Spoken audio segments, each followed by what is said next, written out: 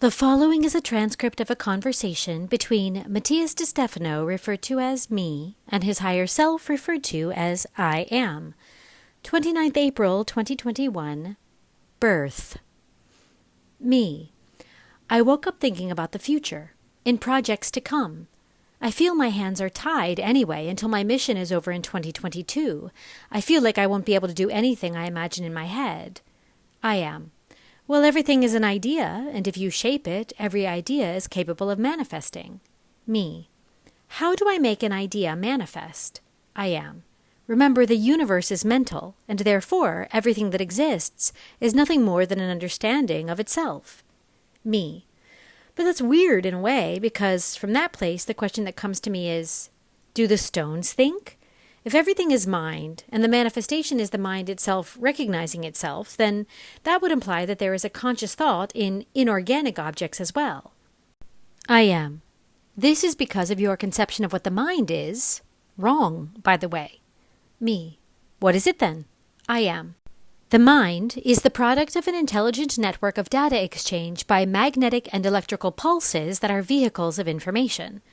Consciousness is the entity, agent, or subject conformed by this exchange of data, since the word comes from all those parts separated from each other.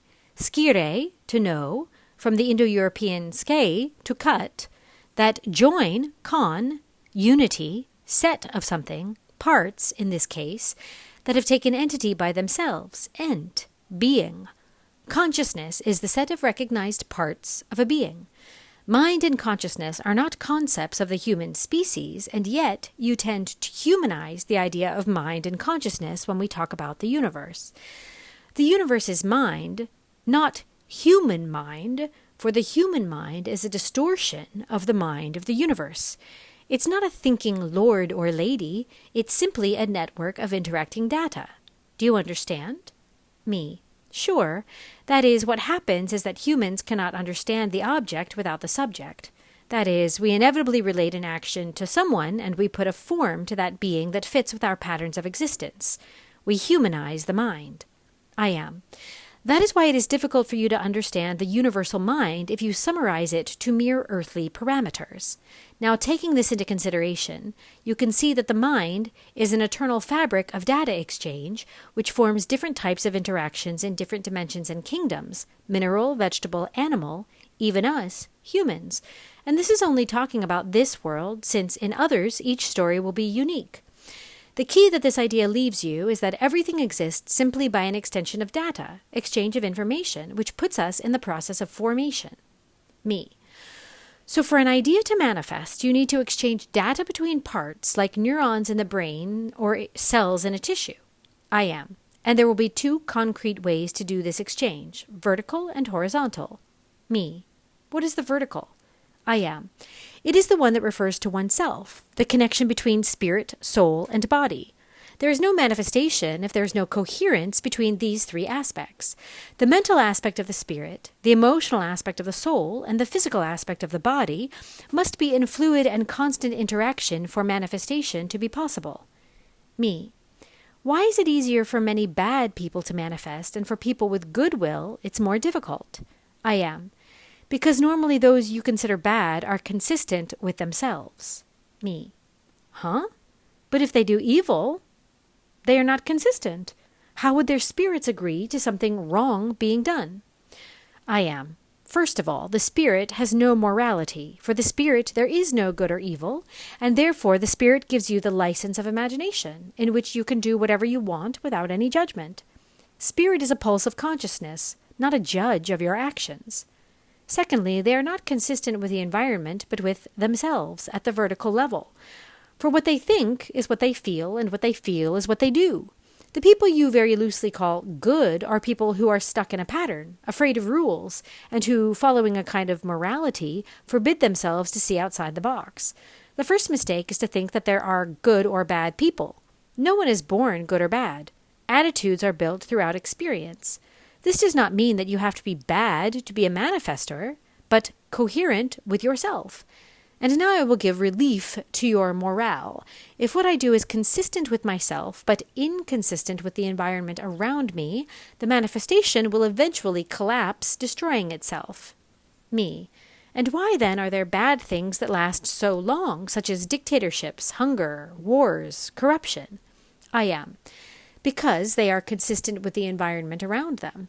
A war can only be sustained if the agents that contain it vibrate in the same state. Corruption is sustained if the environment that surrounds it enables it. Germany, for example, lived that state of war, corruption, hatred, destruction, racism, but it was not sustained over time by that country because most of its individuals did not sustain that energy, and therefore it collapsed, being reborn. Me. It's good to know that there is an opportunity to be reborn. I am. Always, as I said, it is a constant transformation. Me. The role of horizontal coherence is clear then.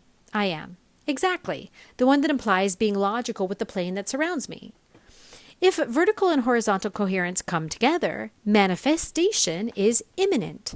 Well, you have created a node, a cross. The exchange of vertical data generates a flow of internal and own energy, which makes what you think go down to emotions, and from emotions, action is activated, while at the horizontal level, you need to share this data with others. Me. This is what I always do. Even if I am not sure that a project can be possible, I immediately talk about it with friends or people interested in the project to make it possible and viable. The more minds have it in their thoughts, the easier it will be to co-create. I am. If we consider that each person is a neuron, the interaction between them makes an idea more likely to become an action. Thus, a simple idea begins to weave data networks, uniting different agents, becoming aware of itself, forming an entity which allows it to manifest itself in matter. It's like being born. Me. To be born? I am. The greatest manifestation of the universal mind is the ability to create tissues, networks, that allow this mind to manifest itself as an individual, as a thinking, unique being that becomes aware of itself. As we have said before, to be born is to bring something new to the light, from the Indo-European gene, which means to give birth, and gives rise to words such as genes, genitals, gender, genome, and that in its phonetic modification to the form, a verb went from gene to ne, and from there to nasi, which gives rise to nascent, to be born. Word shared in English by nativity, natality. The concept of birth, then, is the way of understanding the manifestation of divine consciousness in which the data network forms a conscious subject or entity capable of creating by itself living reality. Me.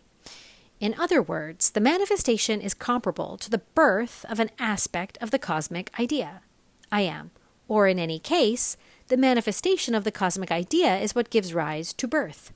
Every time a chaotic web of something that is in the process of transformation, perishment, dissipates to nourish new bodies, this energy is regenerated in the form of a rebirth. Like the cycle of regeneration of a field in which nothing is discarded, everything is used, the earth reuses the same molecules over and over again, the same tissues. Nothing ever came out of this world. We have always been here. It is always the same matter, which has only been modified in its forms. Perishment is the key to birth. Death is the key to life, just as the idea is the foundation of manifestation. Me. So from what I understand, in order to manifest, I must be reborn. I am. You must allow yourself to rise from the ashes. You can only be reborn when you are willing to reuse your old structures as compost for your new creation.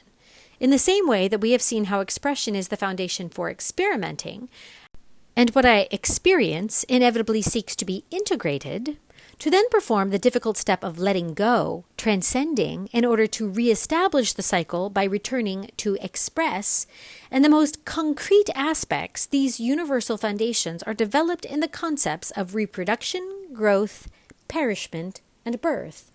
A human life usually lines up in being born, growing, reproducing, and dying, a logical path over the course of a lifetime. But in the existence of the universe, cycles repeat themselves, and once you die, you are born.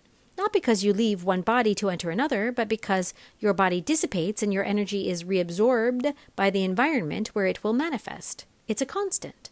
Renaissance is inevitable and logical from the energetic point of view, but for there to be a birth, something old must die. Me. I told you yesterday, I am willing to let die, perish, what I brought until now, so that I can be born again. I am. So you understand that your energy must look to the future. Stop looking to the past. That is why you have awakened with ideas of manifestation in the future, of things that do not take you back, but forward. Me. Yes, I am being reborn, and that rebirth implies manifestation. I am. The birth stage is the culmination of a process of data interconnection and the beginning of a data expansion. All this time you have been gestating yourself. You have been nourishing yourself with Mother Earth, with the wisdom of I am, and each data we have spoken has led you to unite the data, the networks, that allow you to be what you are today. Do you notice? Me. What? I am. That today marks the 9 months of your gestation. It's time to be born. You have started this path on July 30th, 2020, and tomorrow it is time to give birth. Me. Ugh, what does that mean? I am. That you have been bringing the idea of spirit, of the universe, here and now, unifying them in you, in the net, shaping all the energies that create the tissues of information. And therefore tomorrow, April 30th, you will be able to seal everything you have gestated until today. Me. And then? I am. We will welcome you home. Home, friends, and family await you. Me. Taurus, Gemini, Cancer. I am. Inspire, inhale, deeply today. Tomorrow you will be born. Me. I inspire all this energy that I have designed for myself, and thus manifest it in my home, in my brothers and sisters, in the family that we are.